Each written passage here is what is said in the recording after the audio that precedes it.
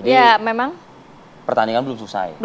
belum. Tapi pantauan dan pengamatan, pengawasan Terus dilakukan. harus dilakukan. Ini mantep nih. Dari sebelum pertandingan bahkan ya Vi, nampaknya Kemenpora, Kementerian PUPR dan juga PSSI ini juga melakukan berbagai upaya. Dari Kemen PUPR sendiri melakukan renovasi stadion yang akan digunakan oleh Piala Dunia U17. Kalau mengacu ke dari awal lah ya, bisa dikatakan sudah cukup banyak ratusan miliar gitu. Ya. Nah, saatnya mungkin ratusan miliar ini dijelaskan oleh Sudah ada Ibu Esi Asiah, Direktur Ibu Prasarana Esi. Strategis Cipta Karya Kementerian PUPR Republik Indonesia. Selamat pagi Ibu Esi. Assalamualaikum. Assalamualaikum. Sehat Ibu ya. Assalamualaikum warahmatullahi wabarakatuh. Pagi. Alhamdulillah. Terima kasih Bu. Ternyata saat ini stadion-stadion sudah bisa digunakan begitu ya dengan Alhamdulillah. luar biasa bagus, membanggakan. Ada 6 saat ini yang bisa dikatakan bertaraf internasional ya Bu ya. Ya, semuanya pastinya kita membangun dengan taraf internasional. Betul karena sekali. semuanya diawasi oleh FIFA. Oke, sejauh ini bagaimana pengawasan, bagaimana mungkin juga kontrol yang dilakukan oleh PUPR Bu di stadion yang digunakan dalam perhelatan U17 ini? Kalau selama ini ya kita dari memulai untuk merenovasi, ya karena kita nggak bangun baru, kita dari mulai merenovasi.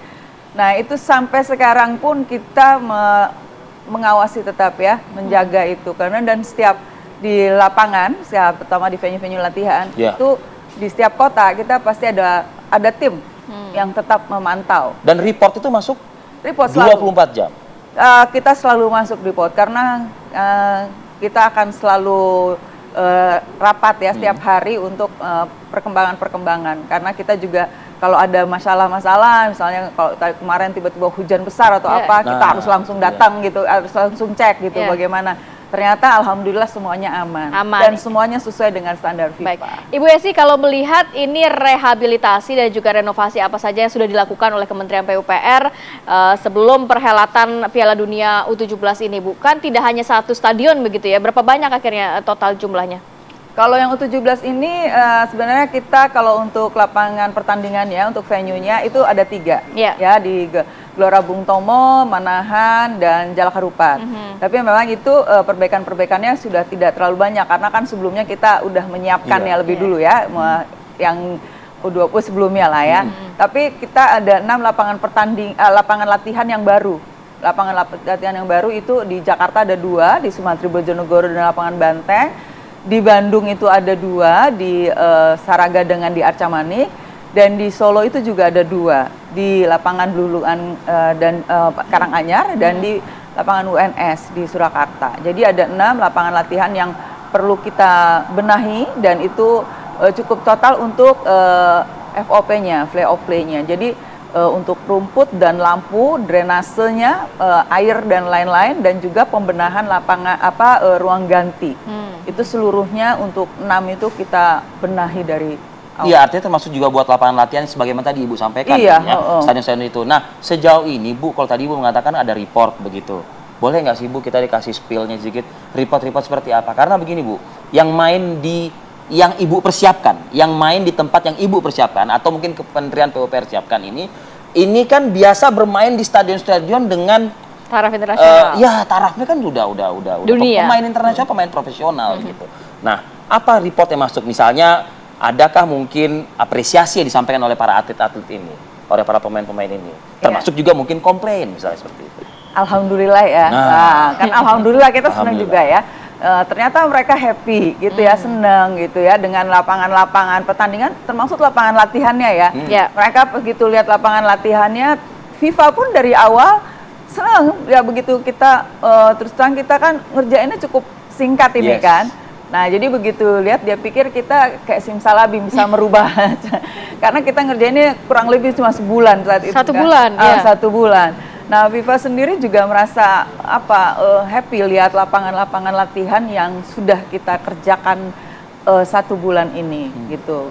Jadi tanggapannya bagus. Rata-rata positif ya? Rata-rata positif ya, rata-rata positif gitu.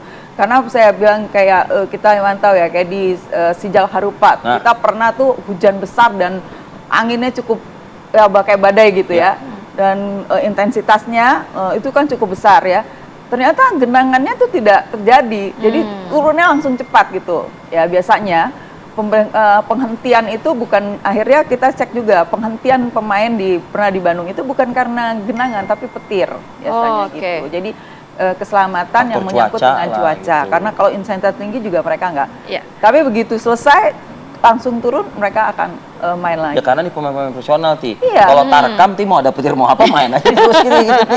Tapi intinya sih semuanya happy kan. Semuanya happy. Tapi ada catatan tersendiri nggak sih Bu dari FIFA? Kita tahu kan kalau FIFA sendiri juga mempunyai standar begitu ya. Ada catatan tersendiri nggak dari FIFA? Oh, catatannya sebelum kejadian setiap saat catatannya ada. FIFA ini paling teliti, paling detail sekali, dan kadang orang satu dengan orang lain suka ada hal-hal yang perlu ada perbedaan gitu ya. Jadi kita kan berapa kali nih FIFA datang, jadi mereka intens untuk cek lapangan. Ya terakhir juga mereka minta misalnya nih ada tangga yang keluar dari stadion. Awalnya ada minta banyak, terus saya tanya, loh kenapa harus segini gitu kan? Yang penting kita begitu ada kejadian, orang itu cuma bisa 8 menit bisa harus keluar gitu. Akhirnya yang satu yang satu berarti safety dan security-nya begitu ya? Harus. Dia aja kalau misalnya kita di VIP nih, itu ada misalnya kita mau lihat tribun gitu, kayak ada yang menghalangi gitu ya. Itu kita harus turunin dulu karena pandangan kita benar-benar harus lost ke depan itu. Nah itu, jadi benar-benar detailnya ini banget FIFA itu. Jadi berapa kali kita harus membongkar tribun VIP itu karena tidak boleh terhalang sedikit pun. Gitu. Wow, kalau udah gini mah udah dipersiapkan lagi nih untuk next match berikutnya kan begitu ya. Jadi tidak perlu ada renovasi yang besar-besaran nantinya ya kalau ada perhelatan besar lagi di Indonesia pastinya. Ya sih kita jeda dulu ya Bu. Siap. Kami akan kembali saat lagi. Hanya dalam waktu 1 bulan, Kementerian PUPR ini bisa menyulap begitu ya, merenovasi beberapa stadion yang akhirnya digunakan oleh perhelatan Piala Dunia U17. 1 bulan, Vi? Bayangin nggak sih? Ya, gimana ini? Cerita legenda aja banyak kok. Tapi challenge-nya... Kita ini udah cukup mahir sih kalau sudah cukup mahir ya. Gitu. Bu Esi, challenge-nya, tantangannya, kendalanya selama 1 bulan itu apa saja sih Bu? Bukan curcol ya, tapi curhat. Bukan curhat ya. Nggak, biar pemirsa juga tahu ternyata perjuangannya juga cukup besar. Sehingga nantinya kita akan merawat begitu ya stadion yang ada ya. Betul, kalau perjuangannya ini luar biasa. Kita memang harus berjuang ya, nggak gampang. Karena dalam 1 bulan itu kita kan yang paling utama adalah VOP-nya. Jadi lapangan, lampu, drainasenya, airnya gitu itu ya. Dan itu paling penting banget. Dan juga ruang ganti ya. Nah itu memang yang paling PR itu adalah rumput ya, rumput. Pasti ini yang menjadi sorotan juga oleh netizen ya. Ini rumput nih, bisa nggak dalam 1 bulan kita menumbuhkan rumput ya, terutama di lapangan latihan. Karena di 6 lapangan latihan itu seluruh rumput kita ganti, seluruh lampu kita ganti. Ya, terus lampu dalam waktu 1 bulan nih ada nggak gitu ya vendor yang bisa menyediakan? Karena masalahnya kan itu kan, masalahnya ternyata rumput. Kita cek-cek, oh ini bisa dengan rumput, akhirnya kita pilih Bermuda lah gitu ya, karena kita, wah ini cukup bagus, kita konsultasi dengan FIFA oke, akhirnya kita kupas semuanya 1 bulan rumput itu bisa dengan Bermuda, tapi ya itu, airnya harus kita sediakan juga, semuanya harus kita sediakan. Nah lampu kita cek vendor, ternyata bisa gitu, nah itu. Nah yang penting kita juga dalam hal seperti itu, bagaimana kita menjaga, memonitornya. Jadi kami setiap hari nih, setiap malam, setelah lepas jam kerja, itu mulai jam 7 malam, kita mungkin sampai jam 12, sampai jam 1 setiap hari. Kita harus ngecek permasalahannya apa yang kurang. Nah gitu. Tentu ada ditemukan ya? Pasti. The last minute kita mungkin seminggu sebelum kita harus off gitu ya. Itu ada namanya anti-slip yang masih kurang, terus berapa yang masih kurang. Last minute lagi ada yang namanya CCTV yang harus kita khusus di SJH ya, si Jalak Harupat. Itu mungkin si Jalak Harupat selesainya tuh H-2. H-2 Bu? Itu juga karena permintaannya terakhir. Nah kalau yang Bung Tomo itu mungkin H-4 atau -3 karena begitu selesai, kita harus membenahi juga untuk ruang VIP-nya gitu terakhir ya, dan yang lain-lain sih sesuai dengan jadwalnya. Bagaimana mungkin Bu Esi, ini penting nih saya tanyakan ini, menjelaskan kepada publik Bu, khawatir publik jadi penerimaannya justru malah terbalik begitu ya. Ada istilah tadi last minute yang Ibu gunakan, lalu juga H- lah seperti itu. H-2. Bagaimana mungkin Ibu menjelaskan, pemerintah lah menjelaskan agar publik melihatnya, loh kok semua serba gini sih? Nah, seperti itu Bu. Nah, menjelaskannya karena memang kita setelah nggak jadi U20 ya sebenarnya. Nah, itu kita memang penugasannya gitu kan. Mungkin kan saya juga nggak tahu prosesnya seperti apa ya dengan U17 tiba-tiba ada di Indonesia gitu. Nah, begitu itu kita diminta ternyata menjadi tuan rumah, itu kan kebanggaan. Semua PUPR bergerak aja langsung kan kita dia jadi tuan rumah. Nah, memang sebenarnya kalau dia menggunakan 6 provinsi kan U22 6 provinsi. Kalau itu 6 mungkin lapangan latihan kita nggak perlu tambah gitu misalnya ya. Jadi renov cuma untuk pembenahan karena kan sebelumnya memang sudah kita berikan sudah kita serah terima ke Pemda kan. Jadi cuma renov biasa. Tapi ternyata hanyalah 4 provinsi. Nah, begitu 4 provinsi, di DKI ada 2 grup, di Jawa Barat ada 2 grup. Nah, tentunya dengan adanya 2 grup itu kan 8 negara kan. Mereka perlu lapangan latihan tambahan gitu 2. Nah, terus yang di Jawa Barat juga gitu. Nah, seluruh semifinal itu kan sudah di Solo, sehingga mereka juga perlu tambahan 2. Betul. Nah, dengan ada tambahan itu kita cuma memang waktunya karena mungkin dijadwalkan di Indonesianya juga mungkin nggak dalam, kalau U20 kan udah tahun berapa baru. Memang persiapannya singkat ya Nah, waktunya. ini juga kan tahunya ada di Indonesia juga singkat kan, sehingga di kitanya juga singkat gitu. Tapi kan ya kita yang namanya ini suatu hal yang amanah dan ini juga suatu kebanggaan kalau tetap memang optimal dan maksimal juga persiapannya. Kita maksimal lah mengerjakan ini gitu ya, dengan mengerahkan semua teman-teman gitu ya, semua. Dan tentu tidak ada yang terlewat sedikit pun ya Bu ya. Ya, insya Allah tidak terlewat karena kan saya tadi sampaikan FIFA itu berkali-kali kita benar-benar ininya pemantauannya itu ketat sekali. Ketat sekali. Bu Esi, mungkin himbauan kepada masyarakat juga, dan apakah nantinya maintenance juga di PUPR atau dikembalikan atau gimana Bu? Kalau maintenance PUPR ini mengerjakan infrastruktur ya, bagaimana membangun infrastruktur ini yang diharapkan dan sesuai dengan standar-standar FIFA dan standar bangunan gedung tentunya ya, undang-undang bangunan. Nah, nanti kami akan menyerahkan kepada pemerintah daerah, sebagai yang punya ya bangunnya.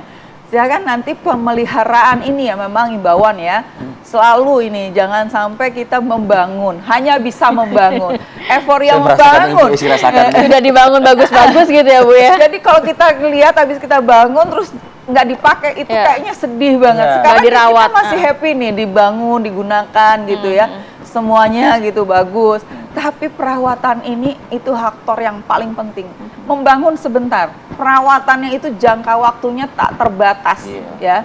Itu yang paling penting, bagaimana pemerintah daerah menyiapkan ini. Sudah terkonsolidasikankah dengan daerah? Kita juga setelah ini kita akan adakan pelatihan juga kepada pengelola biasanya ya, selalu kita pengelola, terutama rumput kan, rumput. Ada special treatment soalnya Ibu ya? Iya kan ada spesial, apalagi ada 2 kan, ada yang di SDH di mana itu kan rumputnya tuh Manahan. Itu spesial. Jadi habis rumput kita kemarin habis 20 di pit stitching. Di pit stitching itu kayak dikasih jadi dia hybrid. Ada rumput ada yang rumput benar, ada hybridnya yang kita pit stitching sehingga kuat akarnya, itu kita udah kita jahit gitu. Nah, itu kan pemeliharaannya khusus juga. Nah, dan benar-benar standarnya internasional. Dan masyarakat juga mungkin Bu yang memang sering datang ke stadion juga kadang-kadang merusak juga. Nah, jangan merusak. Jadi benar dinikmatin aja kan, kayak di luar juga stadion itu dibuat untuk wisata stadion. Nah, itu kalaupun masyarakat jadikan tempat wisata, tapi tolong dipelihara, dijaga Bu. Jangan coret-coret, jangan juga diambil. Duduklah dengan sebagaimana duduk yang benar, kaki nggak naik ke atas. Jangan ngotorin stadion, apalagi jangan cabut rumput lah ya.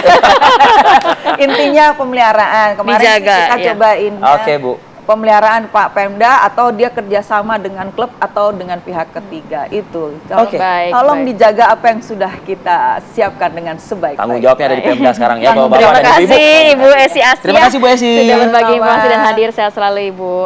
Oke, kita jeda lagi sejenak. Masih ada satu segmen ke hadapan Anda yang akan kami hadirkan. Ragam informasi ke hadapan Anda. Saat lagi.